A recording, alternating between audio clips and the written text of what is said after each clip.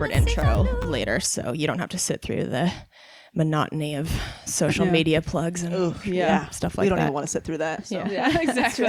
We're a little sick of our social media plugs. We're so sick of it. Is that I don't listen to a lot of podcasts, but the handful that I've listened to, there's like a 5-minute thing at the beginning. Mm-hmm. Yeah. Is that sort of a thing that has to be done now with podcasts? We were just talking about that on the drive-in. I feel like that's become kind of the standard, but I don't know if listeners enjoy it or if they understand that like it's a necessity. I don't know. Yeah, it's just no good way to do it. You know, like here's us. Let's talk about us. Plug us. Yeah. Me, myself, and I, and we, and us.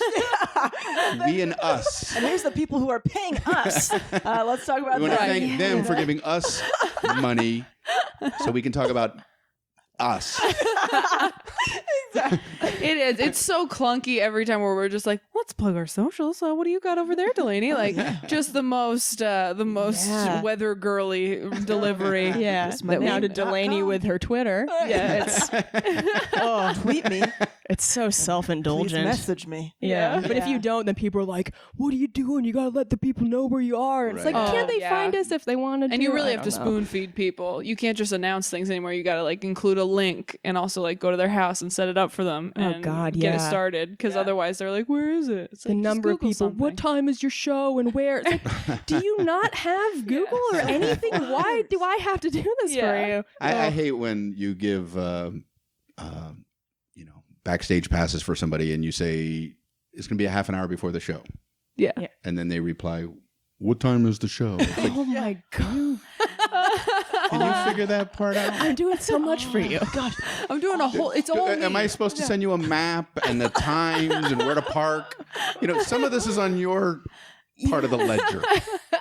You know what I mean? We also hate dealing with backstage passes for super fan. It's Everybody just so hard. backstage. You know what I'm talking about? Yeah. All right. I think I tell your bodyguard's got to talk to them. I should have started with some other less pompous complaint. Take it easy, Brian. What about when you show up and the red carpet is like curled up around the edge?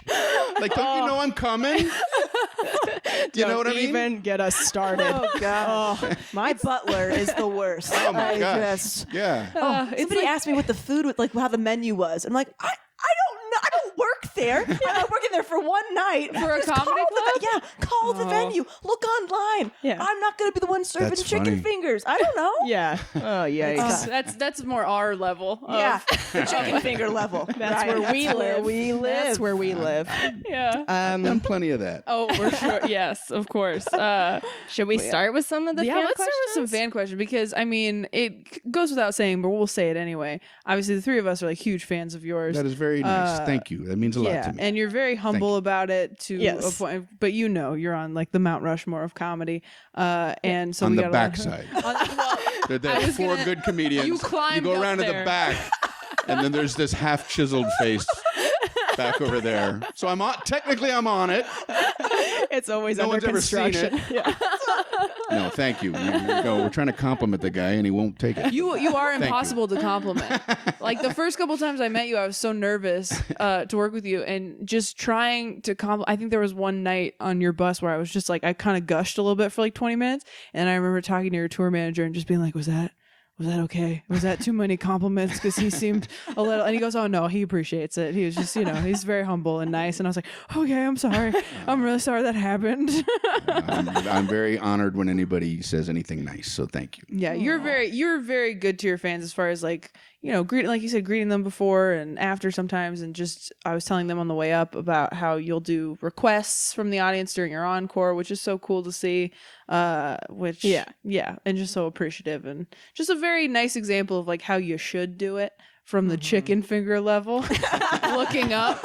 We're just like, no, that's how we should be. Yeah. When we have nicer chicken fingers.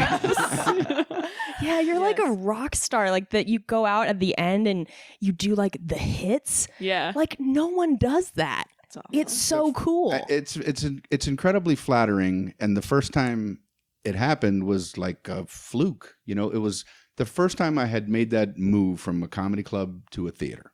Yeah. And I went to St. Louis and I did a theater. I think it's called the Pageant Theater. Yeah. So it was my first time ever in a place like that where people are coming to see me. Yeah. And it was a big thing for me. And I did the show and said goodnight, and I left the stage. And usually in a comedy club, that's it. They applaud, and then they gather their stuff and they leave. Right. But I guess there was nothing else for them to do.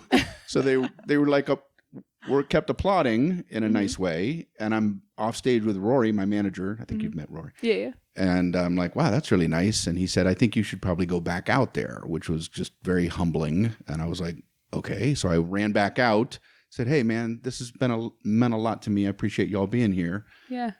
And then they started shouting bits that I hadn't done in years. Oh, Wow. They were like Pop-Tarts and Stupid in School. And I'm like, I had retired those, you know? Yeah. Wow. And I was like, oh. So I did a handful of them. And it was very Wow. flattering that they even knew that stuff. Yeah. And then that just kind of became a thing that has happened sometimes. When I go back out, people think, well, maybe if we shout something out that we really like. Now that he's done with this new hour of nonsense, maybe we can hear what we really came here to hear. So they shout some things out, and it's kind of it's very flattering. Yeah. It's the coolest. Yeah, Very that's cool. really I neat. feel like there's this pressure all the time now with everybody churning out these hours where it's like, okay, you do it and then you throw it away and don't even look at it, you know? Yeah. And it's so cool to have fans that are like, no, we want to hear that again. That's how much we love that, you know? It's very gratifying, but it is weird because comedy, unlike music, as you all know, is there's the surprise aspect. Right. Yeah. Yeah. And I guess my bits are, I don't know, in a way, they don't mind rehearing them. Yeah. You know, even though the funny part, they already know what's coming. Right. I don't know. What I'm trying to say is my fans are kind of stupid. Breaking news. Regan hates fans. And it is The whole time I'm on stage, I'm scratching my head going, what's with these morons? Don't they know anything about comedy? You know. And it is sort of rock stars, but it's also like, I don't think anyone's ever yelled cup of dirt at a rock star. That's true. So Yeah. no, it's a very cool thing. That's so funny. That's so Well, we have cool. some have social some media fans. equivalent of people Yes. yelling Pop-Tarts at you. Yeah. Wasn't the big one? Me too. Are you too? That's from, Yeah. so my boyfriend Kane is your number one biggest fan ever. We met you maybe 5 years ago backstage at the Paramount with Kermit up in Seattle. Oh, And cool. it's very hard to make my boyfriend speechless. And he was just, he couldn't say anything man. to you because he loves you so much. That's nice. So, yeah. Him. Thank you. Thank you to thank him. And I guess I don't know how to take a compliment. Thank him. That's not even a thing that anybody has ever said. Thank him. Thank him very much. So he wanted to ask if you still get people yelling, "You too," at you, either on stage or just walking around if people recognize you. Does that still happen? Yeah, sometimes. One of the weirdest experiences is I was in an elevator at in a hotel, and there's another person in the elevator who looks at me and says, "Oh, are you the?" He says, "You're the and you guy." So he's got it wrong. It's you too. You too. Yeah. But I'm just flattered the guy even knows who I am, so I'm not going to call him out on it. Right. And I said, yeah, it's me. You know, I'm not Right. going to go, it's you too. You know, I said, yeah, that's me. And he goes, I love that bit. He goes, there's not a day that goes by that I don't say and you as well. And I'm thinking, now do I correct him? You know, I don't. How far do I go with this? And I said, yeah, no, it's kind of a weird thing. You know, we all feel dumb sometimes. And he goes, yeah, man, that's cool. And then the elevator door opens, and we walk out into the lobby of this hotel with a lot of people. And I'm walking away, and he thinks it's going to be funny to yell after me what he thinks is my bit. Oh my god. So as I'm walking through the lobby, he's yelling, and you, and you. And I'm thinking, I'm the only guy who knows what he's talking about, and I don't know what he's talking about. There's no audience. Give a sad wave. Yeah, and it's like I'm giving him the kind of wave that I hope he recognizes as stop yelling. Okay. Yeah, And we're done with that. And keep that on the elevator. Yeah. Oh, gosh. That's well, very he will funny. be very happy to hear that story. I Thank you know. for He sharing can that. listen to it and go, I'm the him. He's thinking. Oh God, what if that was Kane? That'd be What was hilarious. the one if all your jokes were drowning? Which one would you save? Yeah, you can That only was a save great one. one. That's You can only from- save one That's from a joke. Michael. Michael. Michael, we don't know him. What an interesting question. Yeah. What about, let's make it easier, your children. If one of your children... Oh, that's easy. Oh my God. That's funny.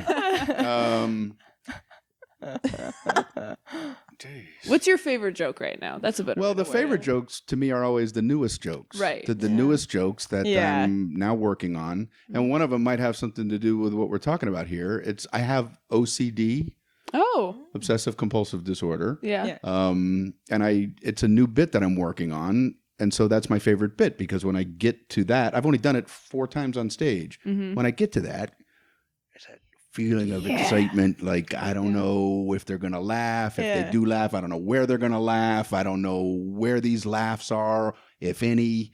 So the newer the bit, the more it's exciting. You know, and I love those moments on stage. I mean, I like doing older bits that I know will work as well, but I prefer the ones that I don't know will work. Right. Yeah. Sounds Yeah. strange. I love So, that. No, that's and that interesting. was another thing somebody asked was, how do you work on new material, being that you're always touring in these huge theaters where people paid money to see you? You just kind of have to weave it in where you can. Do you ever go to some cities where you're just like, look, Columbus, I don't know what to tell you. You're the guinea pigs this month. Yeah. But your audiences love it when you try new material on them. Like anytime I've seen you where you go like, that's a new one, and everyone just, they think it's like an exclusive. They'll either do that or they'll go, we can tell. We can tell that's new. We But they just smell the shout out the other stinker. bit. Yeah. We figured as much. Bring back cup of dirt. Are you done experimenting? When I first started doing the larger venues, I was concerned about, I didn't feel it was appropriate to try to sneak new stuff in. I'm thinking these people are coming out. Right. They're sitting in red velvet chairs. Yeah. I'm supposed to be giving them a show. And after about 6 months of that, I was like, no, this is what I do. And I don't want to keep doing the same stuff. I need to add new material. So I just started sandwiching it in. I'm a little more careful of bookending it. You know, in a comedy club, it can be more freewheeling, especially on a, Right. Sunday night or Right. third show on a night or something like that. But so I will bookend it. I'll know I'm going to hit something strong, do something new, and then I know I've got a relatively strong thing to go into after that.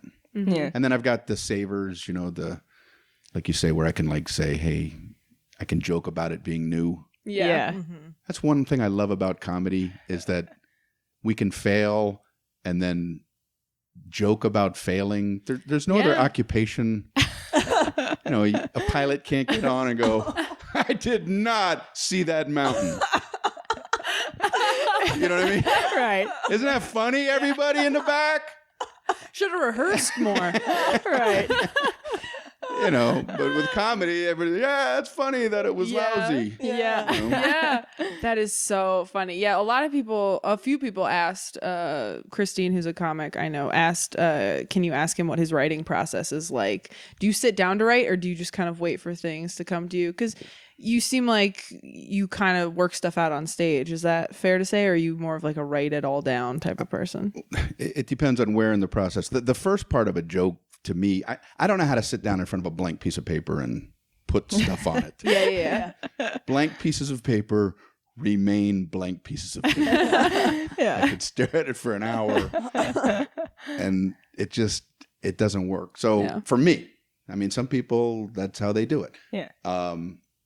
So for me, the original idea for a joke is I just go through my day the way I would normally go through my day and I'll notice something. And how that happens, I don't know. I don't know how that happens for any of us. Right. But then you go, okay, boom. Once you've got that, then you can apply a craft to it. And it's like, okay, I know what the idea is. Now let me find the words to give it a shot on stage. Mm-hmm. And I will have a rough version of how I want to do it on stage. And then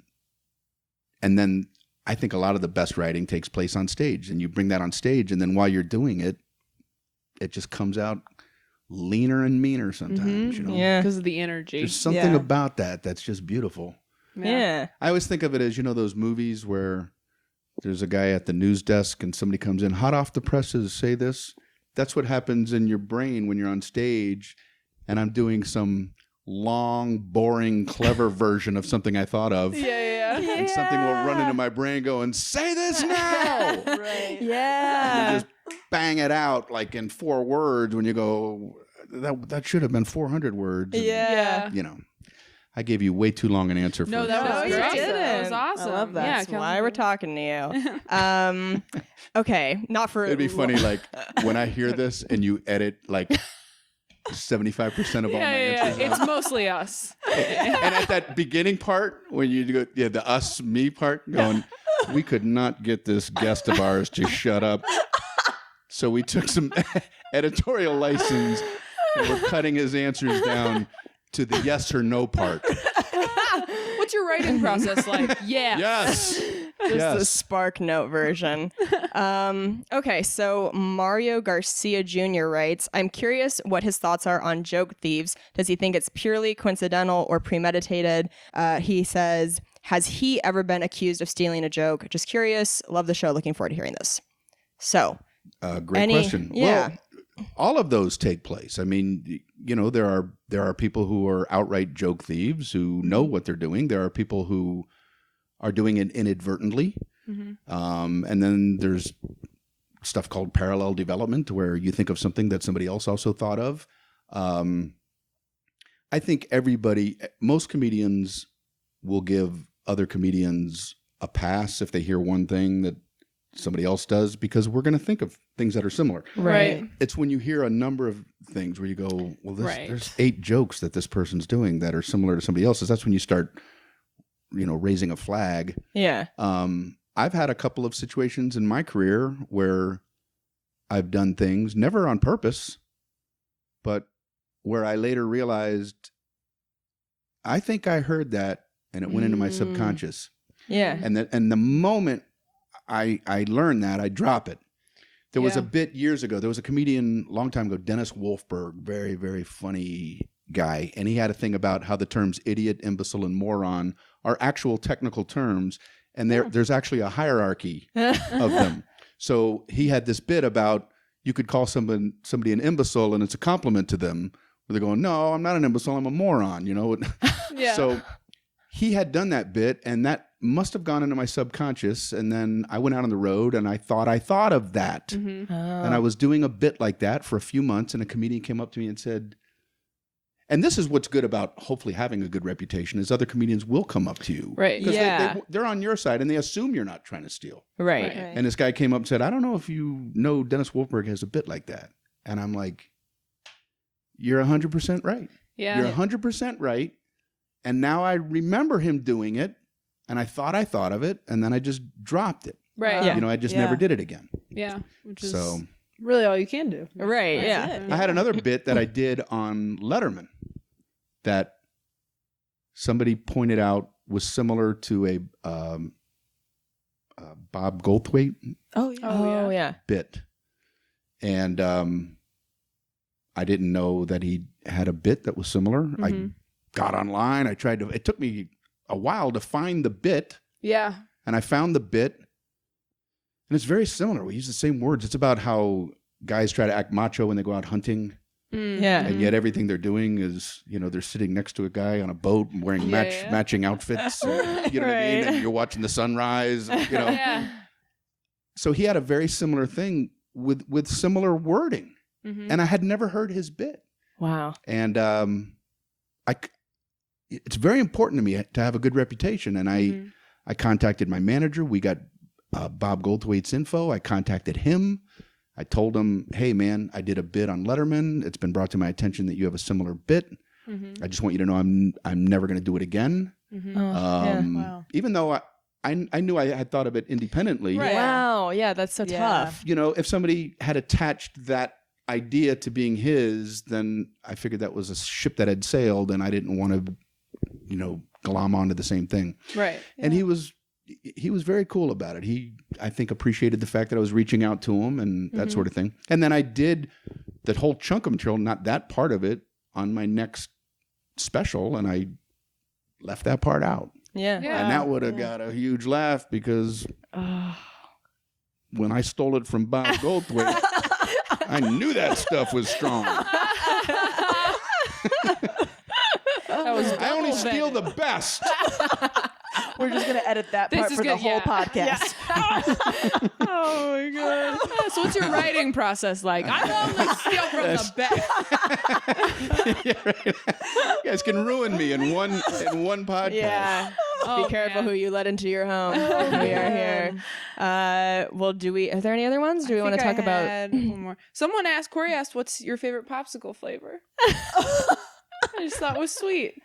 Well, I have the snow cone bit, which is grape, cherry, grape. I don't know if they're like sort of. Oh, is it but that's snow cone or popsicle. popsicle? This is popsicle. Popsicle. Someone did reference one of your bits to Kelsey, and we were like, what does that mean? Because I think it was something we missed. Somebody had a hopeless chest as a high school graduation gift or something like that. Do you have a bit about a hope chest where you call it a hopeless chest? Do I? Yeah. We don't know what they're referencing. Let's call Bobcat. Maybe he has one. Hey, Bob. Wait, does somebody really think that I have a bit? I don't know. We don't That know was a the comment that reference. was left that we were like, I don't know what that. No, I don't know. Yeah, my mom bought me a hopeless chest for my high school graduation present. That's not my And a joke. hope chest is, we all know what a hope chest Right. is. Yeah, I was like, none of That's us. a funny joke. It is. But It's it's just not mine. related to anything. I don't know. That's We really got a funny lot of though. comments, by the way, of people just going, no question. I just love him. I just saw him once and he was great. And just tell him thank you for that show. And I'm like, okay, we said questions, but we'll tell him. Delete. We'll let him know. Unfollow. Yeah, they're like, he was just thank you so much for doing that show. Yeah, I have a fan question from my heart. No, I want to know. Wait, I want to answer the other one. Oh yeah. Oh, you have another. Oh, sorry, there's there another was, one. but we can do the your popsicle one. Oh, yeah, the popsicle one. Because if I don't, It's pressing. your listeners would be going, That's true. "He never answered the popsicle question," and they won't be able to listen to anything after that. yeah. anyway. Yeah. This Yeah. is true. I will say, I don't know why I need to answer this. It's very important to you, clearly.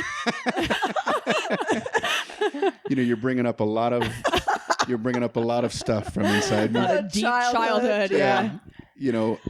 When I used to be beaten when I was young, it was while I was eating cherry, and then when the beating stopped, I was given a grape. So grape is the favorite because I associate that with not being beaten. Sure. Sure. It's I have a very very dark. relatable childhood memory for most of us. So grape it is. Yeah. Okay. Yeah. All right. Nobody bring up cherry going I know. forward. That was intense. We should have stuck to How did a joke thieves. popsicle question end up with child abuse in the answer?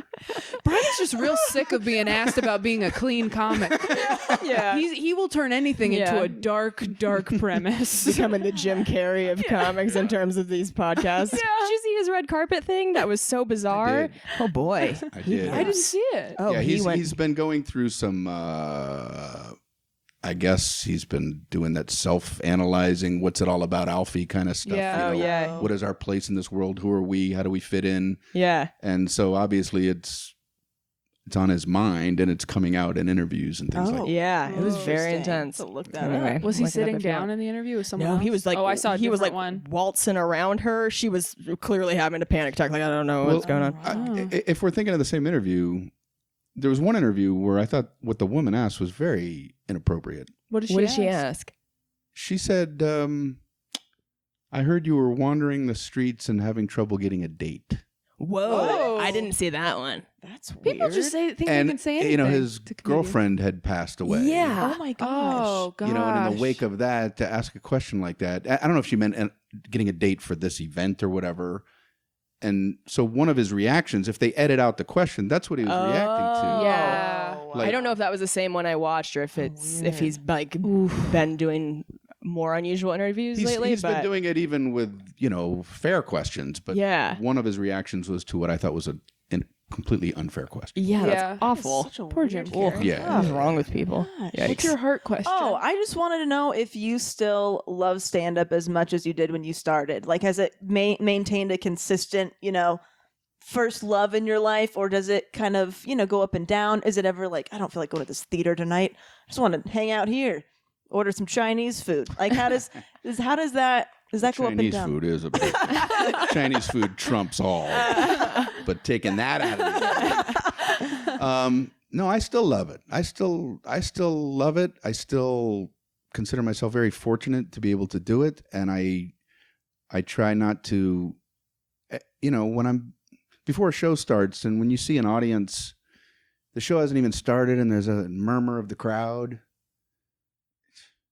It's just very like humbling to go, how am I so lucky that I get to do this? Yeah. And that there are a handful of people out there that seem to like it. It's just, I love it. I still love it. That's awesome. Yeah, that's great. So cool. It makes me so happy. Yeah. The humility you have is so incredible. And I think I was opening for you in like Riverside, the one where my parents came and they came backstage and were very embarrassing, but lovely because they love you, and we just like grew up listening to you in the car. And my dad was talking to you about just like, isn't it great, all these people or whatever, and you're like, and you talking about how you had your kids with you at the time on the road with you. And I remember you saying something so funny where you were just like, yeah, he's like, it keeps you grounded because, you come off stage to this thunderous applause and they're like, I need a Band-Aid. You're like, do you know who I am? You know where I just was? That was so funny. That's for me. Yeah, that was actually a true thing. When I got off stage one time and my daughter literally told me that she needed a new Band-Aid on her, like, pinky. Yeah. And I'm like, did you see what just happened? You know what I mean? And you just go, man. So obviously we're all wearing different hats in life. It's like I'm big shot showbiz guy, and now I'm daddy finding a Band-Aid. And and I like that there are those different worlds, but I feel like telling my daughter, give me 5 minutes to bask in the glory. Calm down. Give me a second. God. You seem like you balance it all pretty well, though. Like, you have your kids on the road with you a fair amount, and you talk on stage about how much you love being a dad. And it just, one of the questions we got was to seamlessly transition. Was from Jim McVeigh, who's a very funny San Francisco comic. Asked, like, he's always curious about people who are very busy with their careers. How do you balance, like, family and work? Is that at all difficult for you, or? It's not easy, but I mentioned the OCD thing. I'm very organized, like, and there are days that are really compact where I literally have to like go, what am I going to do at 11 o'clock? What am I doing at 12 o'clock? What am I doing at 1 o'clock? And that includes quality time with my kids. I'm picking up my daughter at 4, and I'm taking both my kids to Dallas tomorrow to watch the first Las Vegas hockey game. Oh, great. We have a new hockey team here. Oh, yes. And the first game is an away game. Uh-huh. I was going to take them to the first home game, but I have to be in LA for something. Oh. So anyway, I'm going off on a tangent. So I just map everything out to make sure that, I have time to do everything that I need to do. Yeah. That's great. It just makes it sound so easy. Yeah. So you have OCD, which I did not know. How do you, care for that? Is there certain things that help you or stress you out, or you get flare-ups? Have you always had it? I'm very interested in this. Did you get diagnosed recently, or has it been a lifelong? I've always known. The bit that's been working. This is when I was talking before about how you have something written out, and then when you're on stage, you go a different direction. Well, this just popped out of me when I was on stage the first time I did it, where I said I suffer from OCD, and then right in my mind I'm like, suffer, strong word. So I ad-libbed about that on stage. I said, well, suffering is a bit of a strong word. I said people today say they suffer from things when 20 years ago they just dealt with it. Yeah. Right. And I said, I think suffering should be reserved for people who are literally rolling around on the ground, writhing in agony. Say, am I allowed to run up to them and go, you're preaching to the choir. I have to alphabetize everything. So, That's so I think suffering is for people. You should be able to see the rib indentations coming through their torso. We're not on the same page. But anyway, I do have it, but I've also always had, I like to think, a sense of humor about it. It's like I know it's ridiculous. How severe is it? Does it like interfere with your daily life to where it's like I got to get out of bed, but I got to do it 14 times? Like, Yeah. Right. And is Or it is more obsessive or rituals. compulsive? Like, is it more thoughts or actions? Well, I guess both. I mean, I need to be organized. It just I just have to. When things are starting to get away from me, that drives me crazy. I need to know what I have to do. I need to know who I need to communicate with. I need to make sure that all balls are in the air and happening. It's when things fall through the cracks. I'm like, if that fell through the cracks, what major things are falling through the cracks? yeah. Yeah. And I'm not exaggerating, and this is going to show how crazy I am. But if I've got 5 paper clips and now I only have 4, I'm like, well, what major things in my life are falling apart? If I can't keep track of my paper clips, Wow. Yeah. We love it. We love I it. am off the rails. My whole life could be off the rails. We love hearing about the crazy. Yeah, I That's a like big it. part You know of what I this mean? podcast. So Yeah. it represents I'm not in control, Yeah. and I know it's crazy, Yeah. Yeah. but I can laugh about it, but it's also still there. Yeah. Wow. And you've just always had it. It hasn't developed over the years. It's just kind of always been as long as you can remember. I don't know when I would imagine it's always been there, but I think it manifests itself maybe as I got older, maybe more and more. You can't let things fall through the cracks, so you have to Right. make sure you're on top of things. Yeah. But what's weird is I think it has helped me with my comedy Mm-hmm. because I'm Yeah. very meticulous with my words Yeah. and my bits. Like in Yeah. comedy, there's always 3 goals. There's the new joke goal. There's the 5-minute goal of the next Fallon or whatever. And then there's the hour goals. And I want every one of these goals I want to hit them as strong as I can. And I think that anal meticulous part of me helps in that regard. Yeah. But that might not help me in life in general, but I think it has helped my career. Right. Absolutely. Oh, that's such a sense. relief to hear. I mean, we talk about all the time how neurotic we are, that we're very type A. And I think sometimes I'm envious of comics who do seem to just go up all loosey-goosey and like, I'm just going to, talk this out. I don't really know what my set list is because Yeah. I'm always like, I knew Tuesday what I was saying on Saturday, Yeah. oh, God, like I can't not know. So I need it. And I've worried that that's been like, a setback to me. Maybe that's something that's bad, but it's a really nice relief to hear that somebody like you really does thrive on that. Cause I know it does seem to help me. I feel better when I'm, we all have our little like goals posters and we got our jokes Right. on stickies and we're so crazy. I got an encyclopedia, a joke encyclopedia, where I basically alphabetize all my material and I keep it in Why this didn't you know giant just Word doc, and I just boop. You alphabetize Plug it? things in. Yep, I've actually transferred everything to a Google Doc so I can access it on my phone at all times. So I can. So You I can truly are suffering.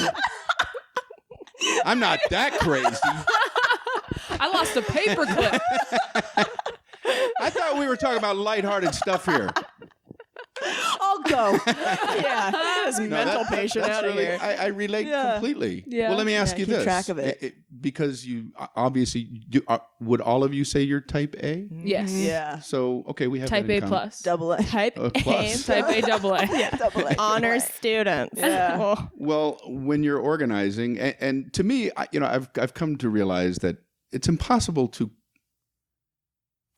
ever be done with the organizing. It's always like a Yes. quest. You know what I mean? But if you say you alphabetize your bits, Yes. don't you go, well, maybe I should categorize these by subject matter, or maybe I should categorize them by this. So there's that internal dilemma of, if I alphabetize them, maybe then when I'm doing a set, I'll miss out on a bit that I wanted to pull out it. And if Yes. I had it categorized another way, Yes. it would be more Yeah. efficient. Right, I do this. So I do, like, if I have kid material, I'll go kids/nanny, kids/brother, Right. kids/. So I have all this Oh. kid stuff, and then I can just kind of pick and weave. I'm That's insane. amazing. I'm I'm like insane. Oh, I thought that was like kind of a normal thing, but I guess that's it's not. weird.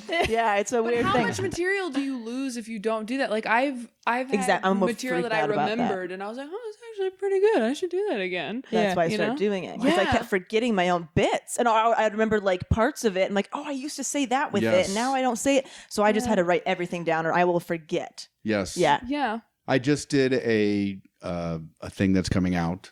That's an hour long, and there's a. Is it a special? What if it was like a rhythmic dance routine that he's just breaking the It is. mold? I thought that would be. Thing that's I don't- an I hour wanna, like, long. I don't know if that would sound like I'm Yes. patting myself on the back. Interpretive dance. But it Oh has my to- God, It's you were the Netflix, so right? humble. Yeah. Netflix. Let's But Plug your Netflix special. I did this thing. It's please stupid. take It's this an out. hour. I don't want anybody to. It's like 57 minutes. I didn't even go the full Taylor, hour. is Well- it a special? Okay. Well, the cat's out of the bag. I guess that's what they're calling it. But there's a bit in there that is missing a part because I wasn't as organized as I wished I had been. It's and it'll kill me forever. Because the bit isn't the best it perfect could be. version of the bit. Right. And now that it's on Netflix, or will be, it's coming out in November. I move away from that material. You know what I mean? Yeah. So it's like Right. I consider that material done, and so it's like, darn it, the more perfect version of it is not out there forever. Yeah. It's an imperfect version of it. So Oh, even though the bit works, it's not all it can be. Right. Interesting. Oh, man. Oh, so You're making me feel so Yeah, much I better know. right now. I Like know. you beat yourself up too. It's such a relief. Yeah. we all kind of do that. Yeah. I ruminate on things like a Oh, mad man. woman. Oh, Just yeah. really, yeah. This is very, very cool. Yeah. Oh yeah. So when you guys watch the special, you can just sit back and go, this is not as good as it could have been. I bet you it's this joke. This is the bit. This must be the bit because this is just kind of laying there. This pie's missing a piece. This feels light. This is clearly missing a funny part. Oh, man. no! So everyone watch Brian's special in November and try to figure out which it is. Oh, Yeah. incredible. Can we plug the name of it? Or are Do- we yeah. not allowed to Released yet? or? Nunchucks and Flamethrowers. Oh, Nunchucks. I nice. changed it. We were You on the bus changed when it. we were talking about it. I remember I you were. love What it. was the other one? You were. There was going, a number. The first title was I don't know what it is. Yes. Because in there, I started to say that I flubbed it, and then I went off on this tangent that we use in the credit roll, where I start to say I don't know what it is, which is just a transition. Right. Yeah. I don't know what it is about people, is what the title was going to be, which sort of makes sense comedically. Yeah. And then Netflix was like, that's too long, so I changed it to I don't know, Mm-hmm. and then that just felt too bland to me. Yeah. Mm. And I also, I'm giving a, I don't want the message of my comedy to be that I don't know. I want to feel like I am an observer You of want life, people to think you're Yeah. Chuck Norris. and that I'm. Yeah. Nunchucks and Flamethrowers. Yeah. Let's Well, be clear. perfect. That I don't is want a to- that's a grabbier Because title. if I say I don't know, it's like I'm hitting the stage shrugging, and it's like, Yeah. well, no, I'm a comedian for a reason. I'm observing things and I'm pointing them out. So I thought that was undercutting being a comedian. And then That's interesting. So You know Nunchucks and yeah. Flamethrowers is just a punchline within one of the jokes, and it's just kind of silly, and so I figured I'd go with that. You could have called it. I know what it is.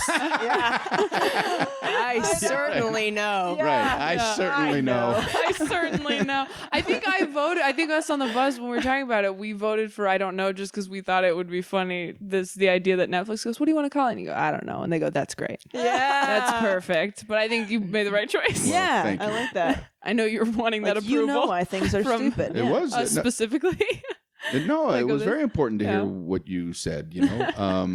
But it reminds me of the Simpsons episode when they're going to name their bowling team, and Homer says, "Let's name it something that's funny the first time you hear it." Sort of funny the second time you hear it, and then it's never ever funny again after that. That's perfect. That is great. That's so good. So. Oh man. Anyway, Do we have any Yeah. more questions that we I want to don't get through? think so, I but we got can- it. Yeah. we can I do our did ask you segments. briefly beforehand, and I wish I'd talked to you about it earlier because it is sort of a pressurizing question. Usually, we ask guests if they have a quote that resonates with them on a personal level. Most people have them, especially white women like us. Have Yeah. those pumpkin spice Beyonce quotes on fangirl. hand. Instagram quote. Instagram quotes. So if there's any quotes from heroes of yours or people you admire or something you've said that you were like, by God, that's good. I mean, Let's put It's that all- in stone. it'd be weird if I answered it that way. Well, here's something that I said. which was important for a lot of people. And no, I'm not very religious, but the golden rule to me fits everything in life. Treat other people the way you want to be treated, and I think that works for everything. Yeah. I think it works for everything. Yeah, it absolutely. does. And even if you don't want to have a religious component to it, it's just, if you're the waitress, would you treat the waitress the way you want to be? Treat the waiter the way you want to be treated. Treat the flight attendant the way you would want to be treated if you were the flight attendant. Just do everything like that, and life will be wonderful. Right. Yeah. For everybody. Yeah. Brian That's fixed great. it. Fixed Boom. everything. Yeah. No, that's a great one. That's Yeah, perfect. it's one that's good to be reminded of too. It's just, I mean, Yeah. we don't hear it enough, I feel like. Yeah. You said you weren't super religious, and as everyone knows, you're very clean, and I know you've been asked to death about that. But do you ever feel like you are disappointing fans? Because a lot of your fans are very religious when they find out that you're not, technically like a big like church guy or whatever. Well, That you're not doing it for like you're not protesting dirty comedy with yours. This is just how you yes, it's a very weird thing when you work. And I hate the word. I cringe at the word clean because it there's a connotation associated with it that has nothing to do with what I want to do as a comedian. Yeah. Right. And some people think there's so much us against them in our world, politically and in all ways. And it's the same with comedy. That there's this us against them. I get so many people that come up to me after shows, and I don't mind the fact that they like that it's clean. If that's something that interests you, great. But when they like take me aside and go, I'm glad you're not like them. Oh Yeah.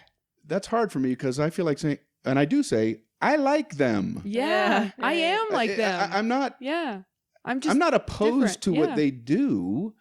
I like dirty comedy. I like political comedy. I like prop comedy. I like all different kinds of comedy. I like that there are filthy comedians. I like that there are comedians that use the F word. I like there are comedians talk about sex. I have what I want to do. Let them do what they want to do and let people choose for themselves. Yeah. So it's not an us against them. It's in addition to them. Yeah. Right. That's a good way to put it. Yeah. You know what I mean? So Yeah, because you do get those fans that do kind of go like, thank you so much for what you're doing. Like you're like making a stand or like cleaning up the streets. Yeah. And I always think that's so interesting because you handle it very well, but and just on I a don't comedian level. want to undercut what's important to them. That's Right. fine that's important to them, but I think they get the wrong idea of why I do what I do. Right. I just do Yeah. it. I like it because it interests me comedically. Yes. Right. I want to see how much mileage I can get Yeah. without hitting these words that I know people will laugh when you say these words. So I don't want that laugh. I want the laugh to come out of the idea. Yeah. And if I can't think of an idea, I make a silly face. That's always there. You Nailed it. do a shoulder shimmy. I like the walk. The king of That's shoulder right. shimmies. And if I can't think of something smart, I cross my eyes and hunch over. And that's good for a big laugh right there. You do have such a specific like it's almost like your delivery walk of just like handshake. It's what did you say? favorite. Yeah, The that's handshake, and you do kind of like the like you have like a sneaky square dance thing that you do that I think is so funny. Oh. Just that people start laughing just the minute you're kind of walking around, just like so. I thought about this, and it's so funny to me. That's very nice. Yeah. A guy yelled something out one time, and I regret this to this day. It ended up he was trying to compliment me, but I didn't take it as a compliment. Audiences Oh, are it's bad at tough. that. Yeah. I was on stage and I did something, and then I walked to the other side of the stage, and a guy yelled out, "You don't even have to say anything, and people laugh." And I thought he was insulting the comedy instead of taking it as a compliment. Yeah. I thought he was like saying that I'm just being a buffoon on stage. Oh, I see. And I said something to the effect of, well, I'd like to think there's more to it than just me goofing around up here. And then the crowd just got silent. because I think they knew what he meant. Yeah, God. yeah, They're that's like, so doesn't this tough. guy know how to take a compliment, you know? Oh. And I moved on and struggled my way through the rest of that awkward set. Yeah. And then the guy came up to me after the show and said, "I apologize, but I meant that as a compliment." He goes, Yeah. and I felt horrible, and I still feel Aw. horrible, and that's why I'm talking about it right now. Oh, well, Hopefully he's listening. Guy, if you're listening to this, first off, thank you so much. And second, don't yell at comedy shows. And that will never happen again. Even compliments, because we don't know what those mean. We're not used to those. Huh? Especially Brian. Yeah. We They will bounce shoot right it off of down. Yeah, right. Yeah. This also kind of piggybacks off of you being clean. I think there's an image with, clean comics that you don't have any vices versus dirty comics who are, talking about their addictions or whatever, living more of like a party lifestyle. Do you have vices, or do you feel like you're self-destructive in any way? I like to have a cocktail every now and then. Oh boy, Taylor you has seen Hold me on. have wild a cocktail. man. I have. And I was like, my childhood. I like to let loose every now and then, and I'm safe about it. I'm Yeah. not driving, that's a or vice, whatever. yeah. But I like to get lit up. This Okay. is the greatest moment So- of my life. So let me rephrase. I like to have a cocktail. You said 'Cause that is an every understatement. now and I then. like to do a little blow, and by a little I mean a lot. Just a bit. Oh my gosh. I'm just going to edit this part with the other part where you steal material and just back to the podcast. Lit up and stealing bits. I steal material and I like to get lit up. We're gonna auto-tune this into a viral Yes. Wow, Oh my God. that's the best thing I've ever heard. Nice. And it's it's fun when you're with your friends and everybody knows who you are and you can let loose. And I've got some buddies and friends. We have golf weekends, and we just golf during the day. We get drunk. We play poker at night. We're all in a house. Nobody's getting hurt. Nice. And I like to do that every now and then. What's your drink of choice? Well, What isn't? Oh God. they're alphabetized. It's like a show. Oh my god. I got amaretto, then I've got bourbon, then I got Coors, Doers. I didn't know if I could go through the whole I was alphabet. gonna. You stop I right was there. ready. I like, I like to do a shot of Patron, tequila. Nice, okay. Tequila, okay. And I know A is not the right. I like to do a number of shots of tequila with some friends. Nice. I told this on the Bill Burr. He likes to have a drink every now and then, and we talked about this on one of his podcasts. Mm-hmm. And it's a true story. I was out with some friends wait. and my brothers, and I woke up the next morning. I had a car that got me back, so I wasn't driving. I don't want anybody out there thinking that I did that or that that's cool. Yeah. I wake up the next morning, and my button-down shirt, is on the floor next to the bed with a car tire mark on the back. What? Oh my gosh. Which immediately makes you ask the question, what happened? Yeah. Am I alive? Oh my gosh. Yeah, I'm like, so I go into the bathroom and I look in the mirror like, was I run over by a car?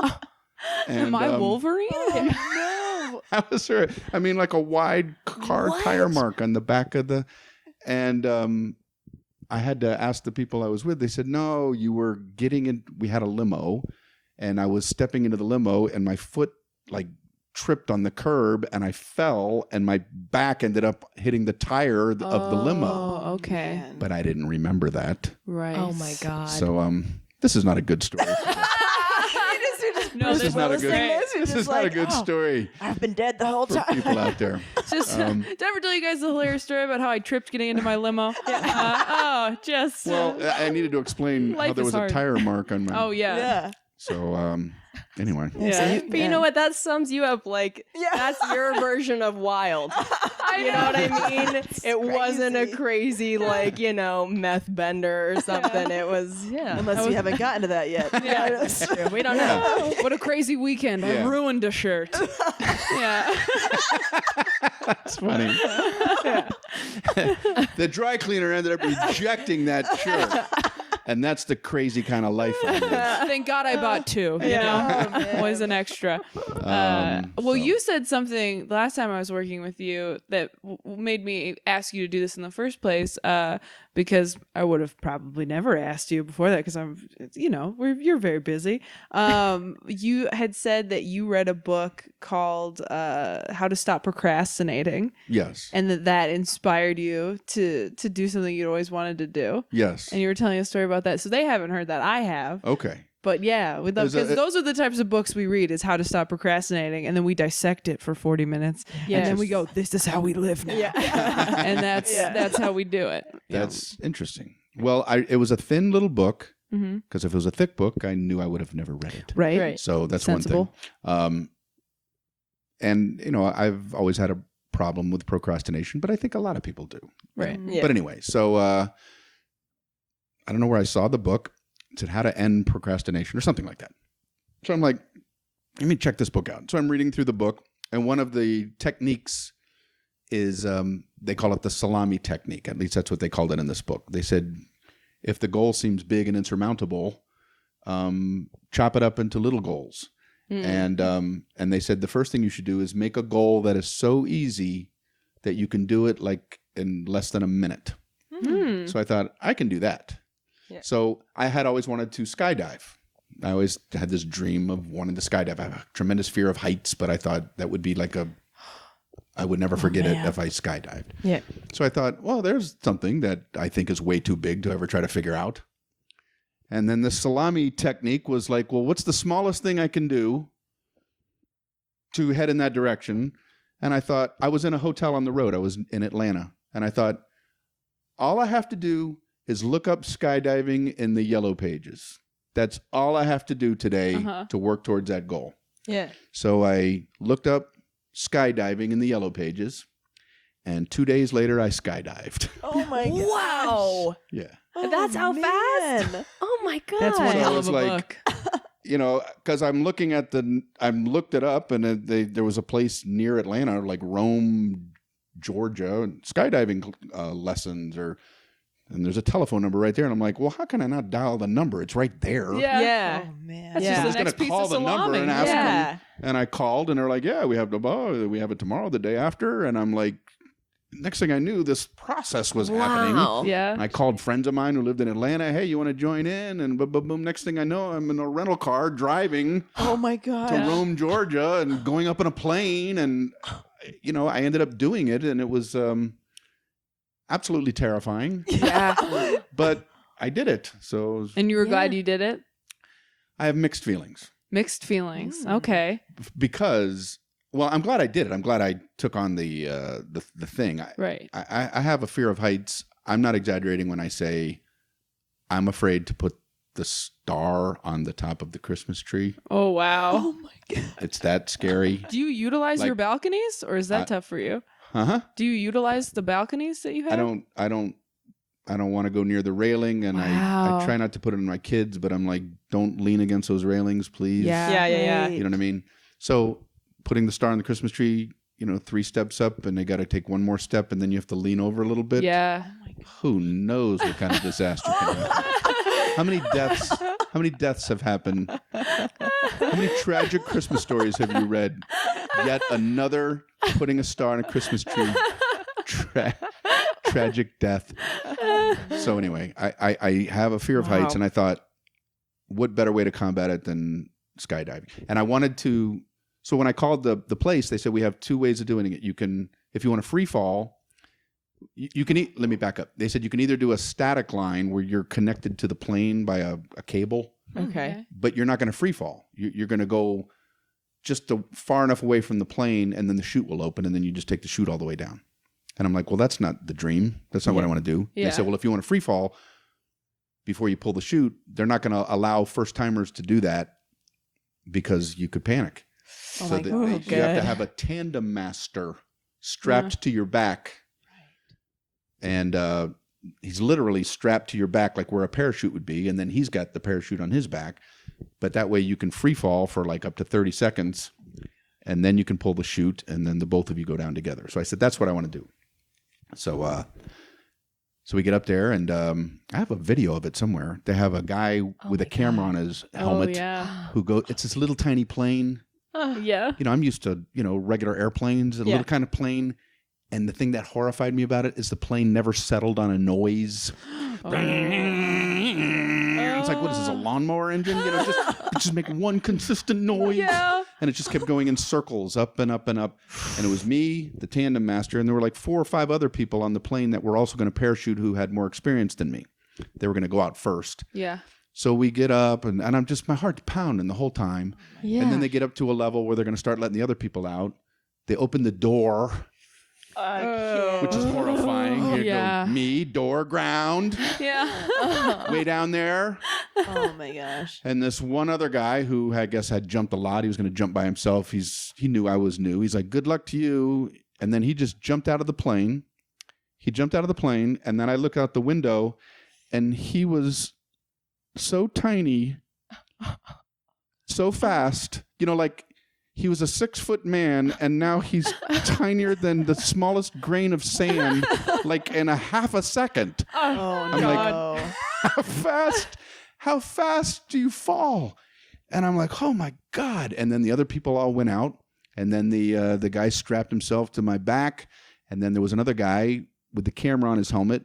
So that guy goes out first. He goes out on the wing, and he turns around and faces you with the camera. And then I came out, and we had done some practice before we went up in the plane. And so I'm supposed to get out, and this guy's on my back. And there's a death grip I have on the side of that plane. Like, and in the video, you can see him like using his hand to pry my fingers off. Like, I am not, like I'm standing on this metal thing below a wing. I'm like, what am I gosh. doing? Oh my gosh. And he pulls my hand off, and now he's holding on, and I'm like, ah. Oh my god. And he's like, are you ready? No. So he goes, let's go. And so we jumped out, and you're supposed to put your arms out wide or else you can tumble. You don't want to be tumbling. Great. So I don't have my arms out wide enough. So he grabs my arms, and because I jump out, I see sky, I see ground. I feel like we're tumbling. Yeah. He pulls my arms out, and we just kind of settled. So now I'm just facing the earth with wind like you can't imagine, on my face, just hurtling towards the earth, hurtling. And I don't know what speed, but in your brain, you're going, why would I do this on purpose?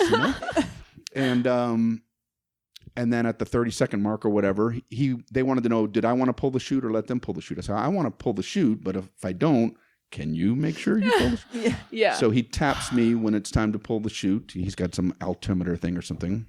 Pull the chute. And I don't know how fast you're going, but you go from that to 0 in a millisecond. Right. Wow. It's like a train hitting you. Yeah. And my neck went,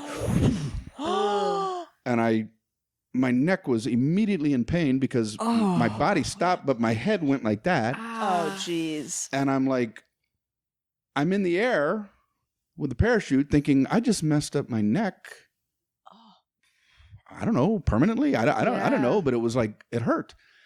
So I'm riding down, and I'm trying to enjoy this, whatever's left of this. And then we're supposed to, do a butt slide landing. Okay. You come in and you hit the grass, but you slide. Okay. So we do the rest of the ride down, and then we're coming in for the landing. He's like, all right, get ready for the butt slide deal or whatever. And then, but it's still like jumping from 6 feet in the air, you know what I mean? So I came in, and I didn't aim myself right and hit my tailbone. Oh my God. Ouch. And I was like, oh.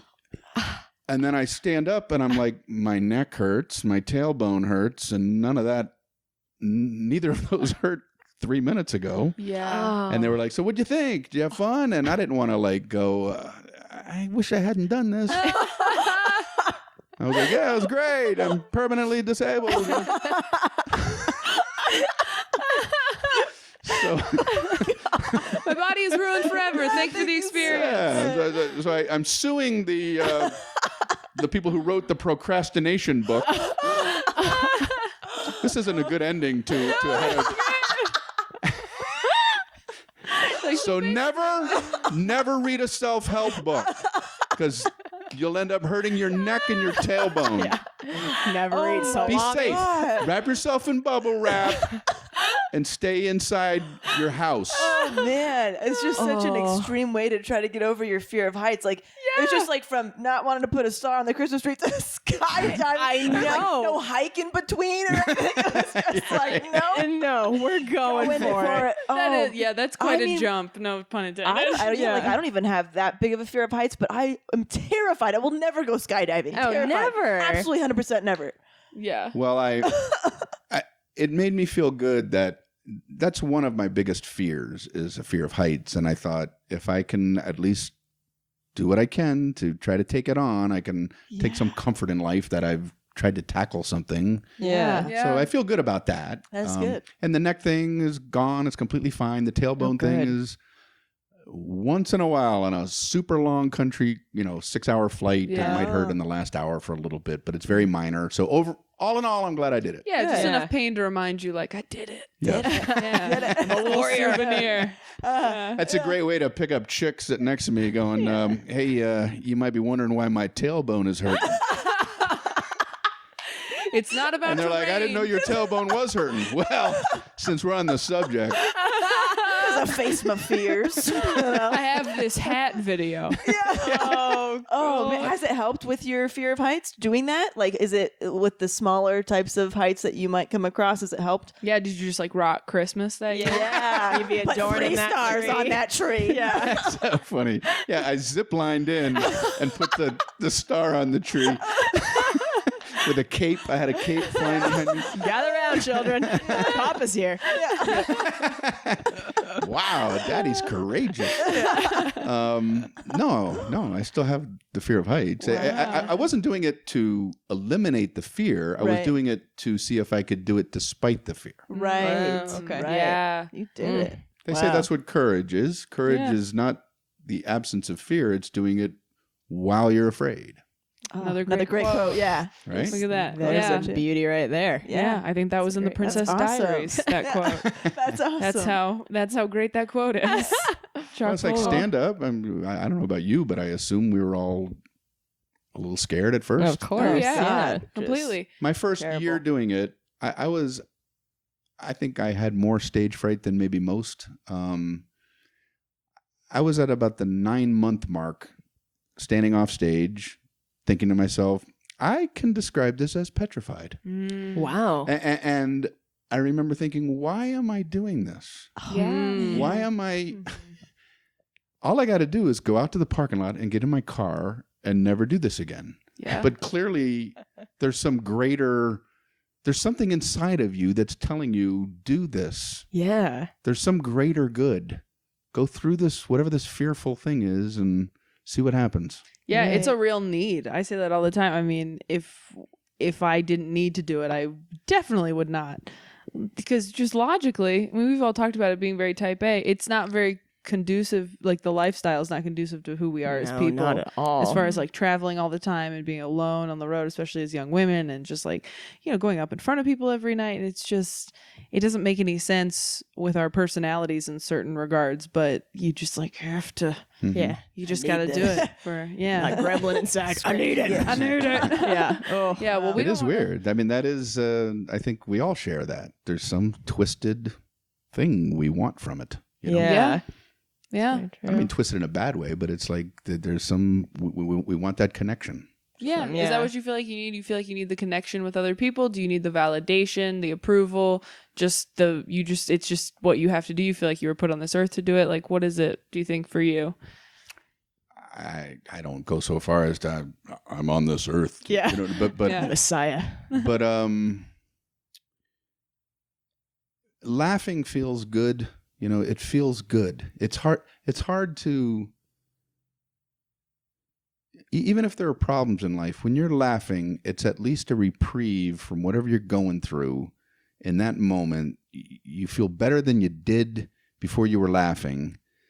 So it's so joyful to laugh, and then to be able to make other people do that it's just powerful, and it's beautiful, and it feels tremendous to be able to provide that for people. Yeah. And there's an ego trip. I'd be lying if I didn't say there wasn't. You know, it's like, wow, look what I can do. You know, Totally. So Not Band-Aid Dad tonight. Yeah. Get out of here, you tiny monsters. Tomorrow. Yeah. That should be a special title. Oh, Band-Aid Dad. Off-duty Band-Aid Dad. Yeah. Greatest. That's awesome. Do you have any long-term goals for your career, like the next, chapter? Have you reached all your goals? I know we all have, long-term and short-term goals. Like, how do you? Yeah, you've already accomplished so many of people's like bucket list things in comedy. Right. Yeah. I've never been able to middle at the Chuckle House. We have got We can help you with that. You got any numbers? Anybody you can talk? Yeah, not the Chuckle Hut, but the Giggle Shack. The Giggle Shack? We got All you. We those got are you covered all the day. chicken fingers there are great. Yeah, there's some things I would still like to do. I would love to be able to do a TV show based around how I think as a comedian. Mm-hmm. Very Nice. cool. You know what I mean? Where I'm sitting down going, let's do this, that, and the other. Yeah. I mean, I'm dabbling with this acting thing with some stuff that's happening, which is fun, and I love that. And one thing I like about that is I'm not part of the writing or the, it's like I don't even have to worry about this. All I got to do is do my little role. Yeah. But I also like the comedy itself, so I do want to do a TV show where it's me sitting around with some people going, let's do this, that, and the other, and see what happens. Yeah. Nice. I would love that opportunity, and Awesome. maybe that might be happening soon. That's awesome. Look at that exclusive Amazing. tease. Ooh. Yeah. Ooh. And watch his hour-long thing on Yeah. Netflix. What is it? We don't know. We don't really know. Zumba. We've got an hour thing happening, and then maybe another project. Oh, how long is that? What's the length No, of the that's what I was project? just saying. Yeah, the yeah, TV no, I- show yeah. thing. I was I love Oh, it. sorry. that bombed real hard. Guys. I'm sorry. It's okay. You were doing so Taylor, well. do you want to wait in the car? Yeah. We'll wrap this up, Okay. Taylor. Hey, You are what did embarrassing Taylor mean us. by that? What did Taylor? I'm confused by her last comment. I'm really sorry about her. She does this sometimes. So it's Is she part of all the podcasts? Not anymore. my Tell you that. make-a-wish today. These aren't even my friends. These are just Don't embarrass us. Well, we're at that time mark, so we don't want to take up any more. I have to follow up by, because there'll be some moron out there listening that goes, that guy who said a mean thing about Taylor. Like somebody that won't understand humor. Oh, man. I mean, So, I don't know anyone I who- think you're wonderful. Thank you. That's fair. I saw a clip of, was it Last Comic Standing? Or I don't know. I think Or- I asked you because you asked me to open for you, and I waited a couple times before I was like, "How did I get here?" And you were like, "I just saw something on YouTube, and then I watched something else," and I was like, "Really?" So I don't know. It might have been a Last Comic Standing clip. I have a few other clips that it might have been from.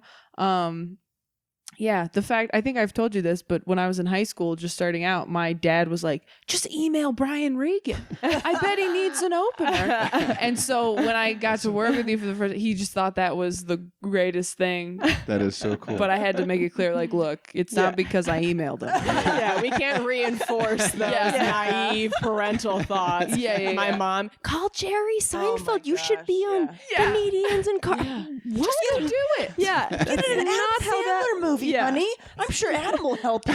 Yeah. Oh, Exactly. I should have thought of that.